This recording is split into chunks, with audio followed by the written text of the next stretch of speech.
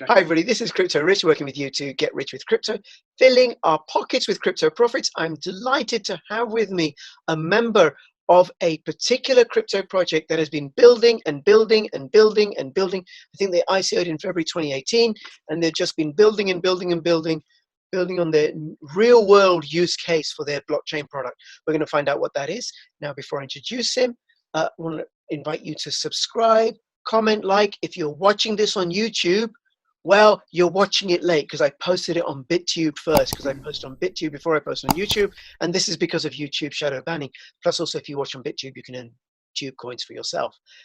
And follow me on Twitter, join my Telegram announcement channel. And between, I was about to say between now and when I see you next, I was about to finish off. We're not ready for that.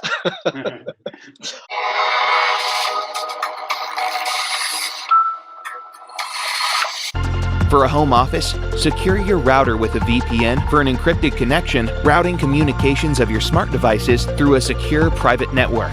If you're working remotely, don't forget to connect to a VPN. NordVPN. Online security starts with a click. All right, Karl, thank you so much for making yourself available. You are the Business Development Director for Morpheus Network, yes? Correct, yeah. I'm very pleased to meet you, Crypto Rich. And yeah, my full job title is Global Head of Business Development. Global Head. And my role in business development, my remit really is around revenue, creating revenue and customer success. Yes, okay, and the project we're talking about is Morpheus Network, and it really is a global project. And I'm going to say, my understanding of how Morpheus Network works, and I got this from talking to one of the team fairly recently. Yeah. So, and then you tell me if there's anything I've missed out. So supposing I want to order a sofa, I go to my local furniture store and I buy a sofa here in England. That sofa came from a wholesaler somewhere else in Britain, and that will have, before that, it will have been with a manufacturer, say in China, before it got shipped over. And then before that, it was bits and pieces of raw materials from Africa and South America and wherever. So you have the supply chain going from the store where I bought it all the way back to somewhere else in Britain, to China, South America, and Africa, where the resources started. And there's a factory along the way, and lots of trucking companies and governments and quality control and audits and duty and designers and making sure it's the right stuff. So there's lots and lots of information that's got to be tracked and passed along that funnel. And what Morpheus Network have created is a middleware solution that allows all the different applications and agencies and agents on that chain, on that funnel, to speak to each other. A little bit like I'm on Zoom right now. You could be on Skype. I could ask Dan Weinberger to come in on FaceTime. And even though these three applications are different, the middleware platform allows all of us to speak to each other. That's a metaphor for what Morpheus Network is. Yeah, so that's a pretty good description. So yes, we're in middleware. Yes, we're firmly in supply chain. I would say global supply chains. So in a case of moving product from one part of the world, as either raw materials or parts, and then sub-assembly to finished product into distribution channels, and then retail and selling to customers, it fits really what we do. For us, the higher level of complexity, the better. And just as like hardware and software doesn't require any explanation, middleware really sits like into companies, between companies, to simplify then that whole process of, a seller, having a product in one country and it has then to be bought or sold or transferred to a buyer in another country. ERPs have been really good at automating ERPs? A company. Yeah, ERPs, a great solution for automating a company, their internal processes. But in that scenario... Sorry, Karl, what does ERP stand for? Yeah, Enterprise Resource Planning.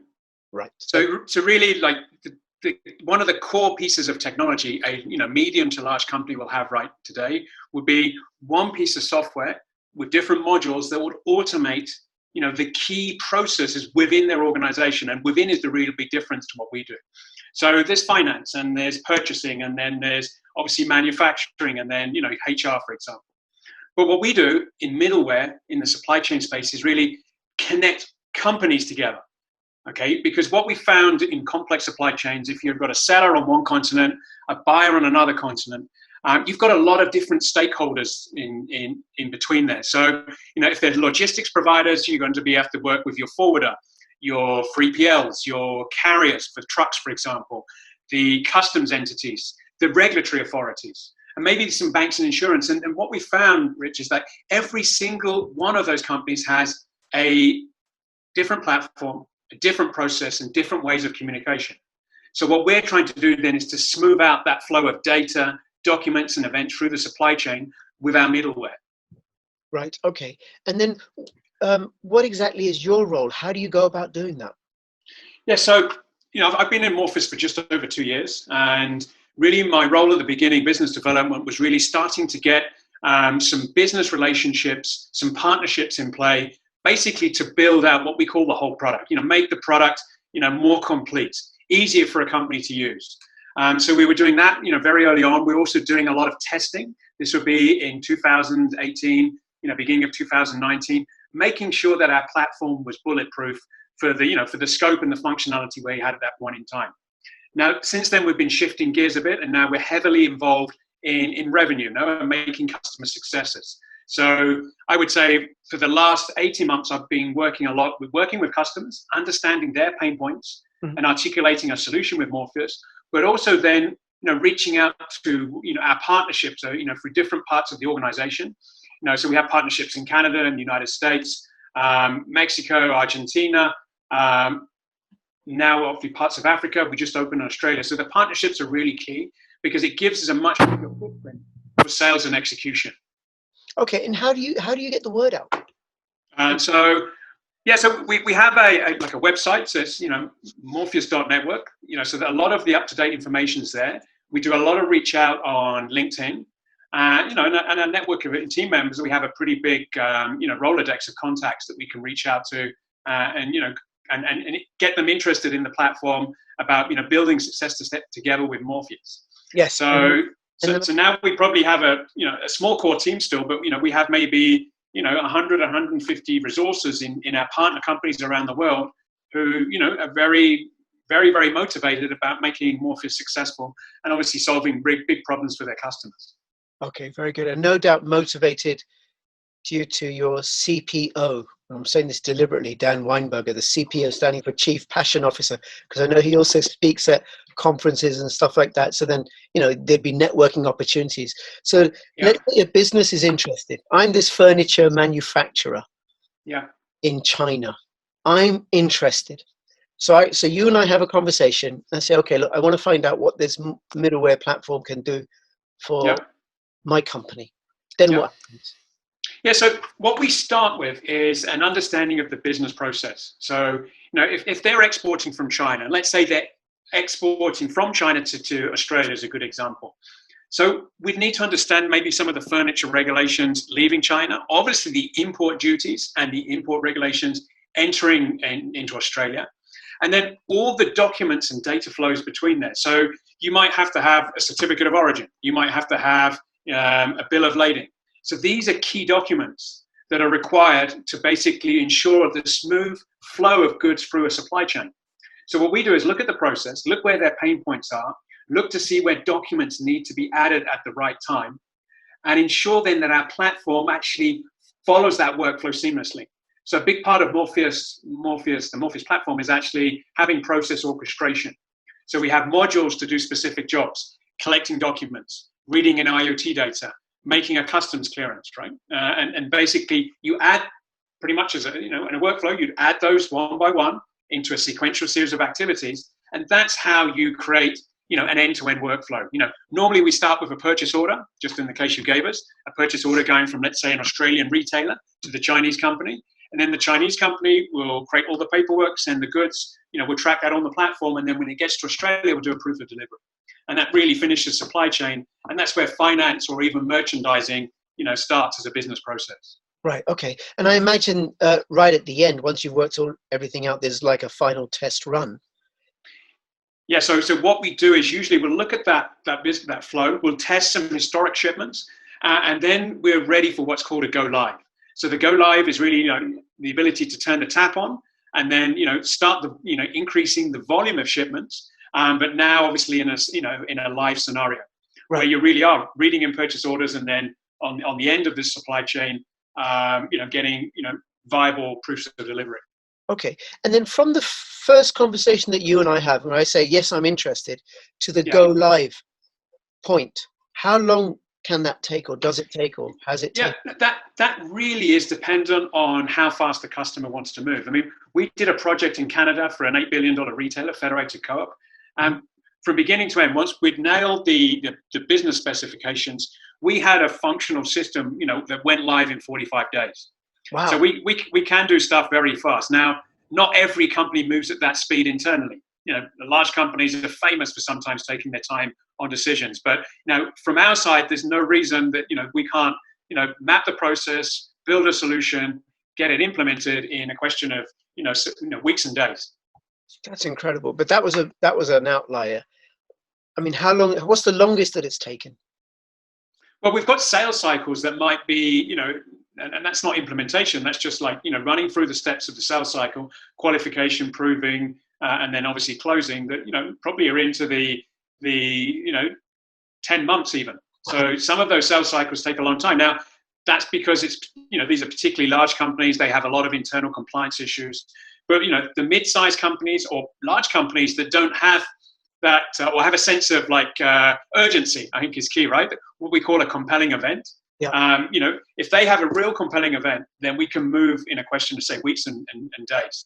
So an average on our sales cycle will be 3 to 6 months, but the implementation, should be, a very quick time frame. At least that first pair, let's say, China to Australia, get that up and running in 6 weeks, so that we have then a success story internally that we can build on. Right. Okay. Now, what is it about the Morpheus solution that allows it to be flexible enough, say, for this Chinese furniture manufacturer, which has essentially one factory? Yeah. To the Canadian retail company, FCL, because they've got very different networks. Yeah. So, but if you look at what the core of their problem, it's around document management. So that's key because the Canadian retailer, they needed to do compliance because there's the Safe Food of Canada Act, which went into law this year, which means they had to manage all the certifications of all their suppliers. And it's 150 global suppliers. And if you then looked at that supply chain, China to Australia, then you're going to manage the compliance rules and documentation for that shipment or that route. And so we have some building blocks on the platform. There's an engine for process management and process orchestration. And on top of that, we have a series of building blocks. So for document management, for QR code tracking, for IoT integration, all the way through to, a proof of delivery. So because of the way we design the platform to make it modular, it's very easy for a customer then to go and deploy a workflow on our platform. Right. Okay. And then back to the Chinese furniture manufacturer. So, and I'm the CEO of that company. I say, yep, great. We're going to go ahead for it. But that means you also got to work with the trucking company, the logistics company that I use. So what happens there to get to negotiate with them? Yeah, so remember I talked that most of the third parties, the logistics partners, the carriers, they all have their own platform. Now, some of the more sophisticated, the larger ones, have very kind of well-developed platforms, maybe a little bit silo-based, but they would have to develop an API maybe to push the data backwards and forward. We have key data sets on our platform for creating a bill of lading. So let's say, we were working with a freight forwarder, we'll be able to push that data to them. How they consume it is really a function of their platform, but we'll make it available on our API. Right. Okay. Some of the smaller companies, what we did specifically in the carrier space was build them a simple application that actually helps them manage their business. We're a big believer that if we're going to be successful, we have to have an ecosystem of partners, not just the shipper, not just the buyer, but everyone in between.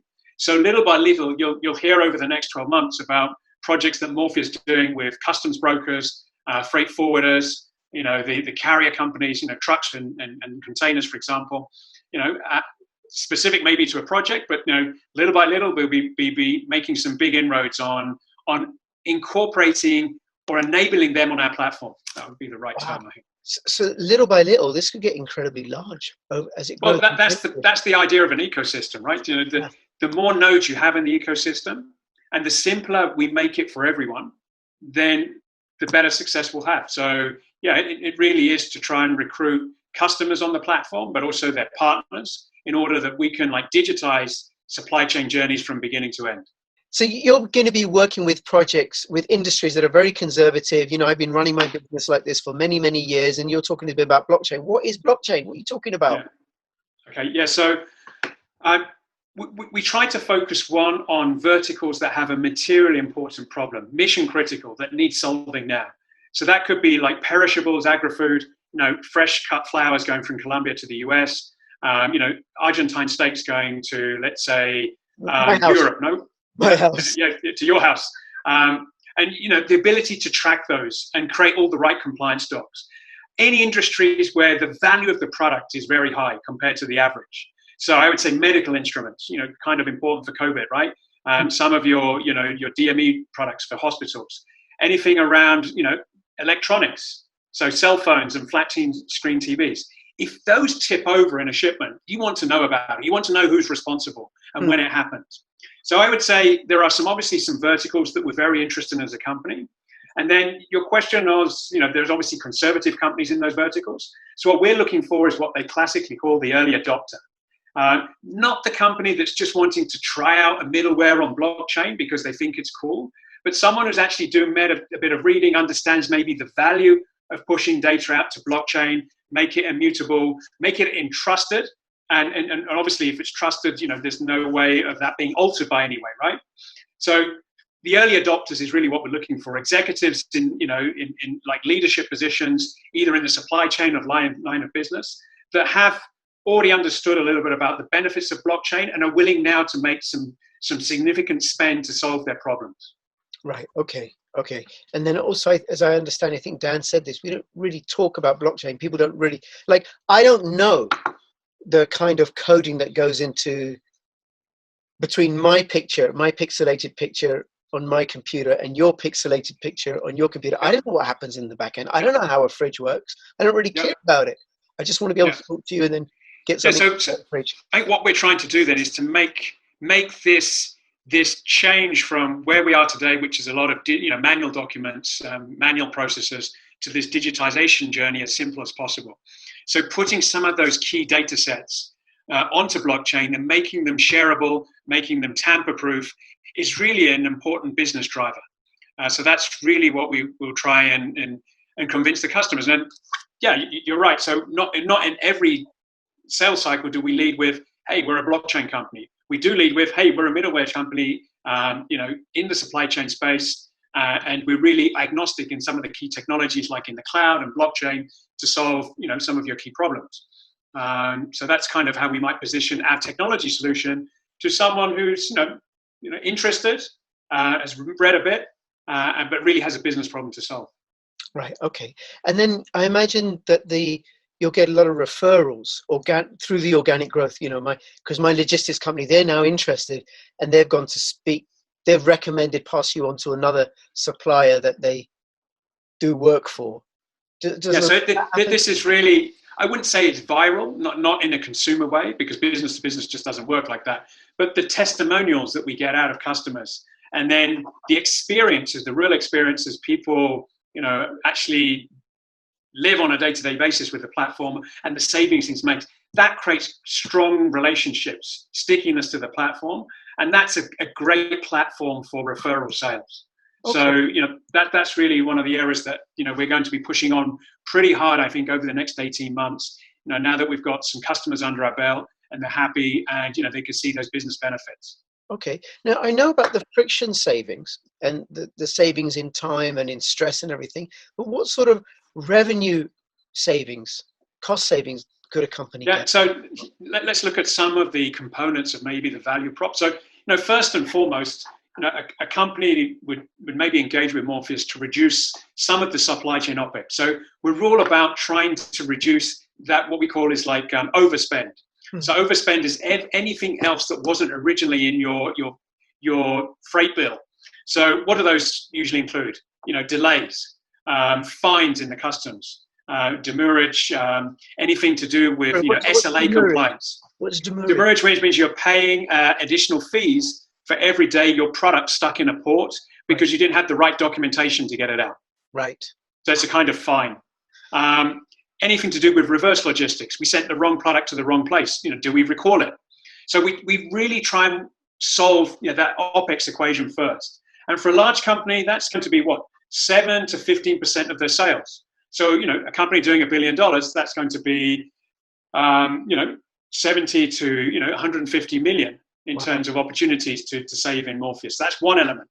Now, if we move over to the balance sheet, critical, and probably even more critical than the OPEX in some cases, specifically now when, cash, post-COVID still like a very, very important business driver. So we can save or convert cash inventory into cash faster, which means you save on working capital. So we have real-time inventory. We know where product is in any space of the supply chain. We have a proof of delivery that's trusted by everyone. And that means that we can convert like our billings into cash quicker. And that works in benefit to everyone, right? So that's another key area of the platform, anywhere on the balance sheet, inventory, cash, and working capital. And then the final area would be maybe some specific stuff around, improving your merchandising. So there are some elements that could be linked to sales. So if you're a big consumer brand, and again, this happened, recently in COVID, and you didn't have certain products into the hands of the consumers, you're not making sales because your product's stuck somewhere in the supply chain. So we can look at, fulfillment rate, we can avoid stockouts, we can avoid wastage in the supply chain, shrinkage, product getting lost, even product that's stolen or like gray market, black market. We can track that on our platform to try and avoid those kind of products getting into the supply chain. That's incredible. Is there anything else that you think might be useful that Morpheus token holders would be interested in knowing about that we haven't covered already? Yes, I think we have a pretty aggressive plan for the next 18 months. I think what you'll see in Morpheus is more customers, opening up more territories with our partnership network. And obviously then you'll see some significant, I would say, revenue growth through the company over the next 18 months. That's really what we're working on, and we're hoping to execute on that. Okay, now you mentioned these partners. Who are these partners? So partners are companies that either have a joint offering with Morpheus. Mm-hmm. So companies like Telefonica, AT&T, Geotab in the telematic space. Those are IoT providers. Hanwha for global tracking using IoT. As well as a typical reseller or a value-added reseller. So companies that have a specific domain expertise, maybe they've been in supply chain for the last 30 years, and see that Morpheus is one of these like new emerging platforms that allow them to sell into their customer base. Right. So we are going very aggressive now about building out our partnership network. So that when we start in the morning, we'll have customers using our platform in Australia, all the way through to Hawaii. Okay, so then these might be somebody, say, who's retired from the... No, this is not necessarily retired people. These are people, serious business people who see a serious business opportunity in working with Morpheus Network. Right. So companies that have been around for maybe 20, 30 years and are looking for another product to solve this global supply chain issue, which has obviously been brought to the forefront of many people's minds through COVID. So how many of these resellers do you have all over the world? Yeah, so in the Americas, we have about 10, from Argentina all the way up to Canada. We have 1 or 2 in Europe, a partnership with company in several parts of Africa. So we have about 15 companies in Africa. And we just recently opened up Australia, which gives us also an inroad to Asia Pacific. Right. Okay. Now, what about the pricing? Because the solution for, say, a company in Sierra Leone, which doesn't have the same sort of money as, say, a company in Australia, how do you deal with that? Is it one price all over the world? Yeah, so this really is a common denominator on pricing, which is really the value of the shipments. And that when you put something in a container, if you put the product in container in Sierra Leone or in Colombia, let's say it's like let's say a fruit, for example, then as a commodity, it's going to have the same price. Therefore, and the supply chain components are also the same price. So the value in the container is the same. The shipment price is the same. So we price our platform accordingly. It's really simple model. It's, the type of shipment multiplied by the volume of shipments, and that gives you a price. So someone shipping 5 shipments a month out of Sierra Leone is obviously going to spend a lot less than a multinational maybe doing 1,000 shipments a month. Right. Okay. And then you, as well as doing international supply chain stuff, I know you're also doing it domestically as well with Am I right? Actually, I don't know. Am I right assuming that? No, we can do domestics, but usually we prefer to start with international, just because it's more complex and it really lends itself to our platform and how we can solve that specific issue. Now, having done international, there are companies that say, great, we love what you're doing. Let's do your national shipments as well. Let's get the tracking inside one country. Let's get the documentation right. And then, let's double down maybe on the investment we made in Morpheus. Right. Okay. All right. Thank you very much, Karl. I'm becoming a bit of an expert on the supply chain industry. Is there anything else you want to let us know? Anything we haven't covered? No, I think we've covered off most of the issues. As I said, we're going to have a very interesting 18 months, building out our customers, creating those customer successes, and obviously our partner network. So it's really a question of fasten your seatbelts. I think the supply chain is, right now, right in the center of our attention for a lot of organizations. Absolutely. Thank you so much. And just say, if anybody in the Morpheus Network community, you're in the Telegram group or something, you think you might have a use case or be connected to a company that could benefit from Morpheus Network's middleware supply chain solution, then you should ping one of the admins in the Telegram group and find out and start the conversation that way. So Karl, listen, thank you so much for taking the time out to have this. Thank you for the invitation. I hope it's been informative, and I hope we get a lot of value out of it for your audience. Yes, well, listen, for me personally, because it's this whole other world that I just don't know about, I'm fascinated by it. So thank you so much. And for everybody who's watching, go check out Morpheus Network. There is real value in a post-ICO project that's building and building and building and using the blockchain to address real-world issues. And please subscribe, comment, all that business. And between now and when I see you next, please keep filling your pockets with crypto profits. This is Crypto Rich and Crypto Karl saying all the best. Bye-bye. Thank you. Bye.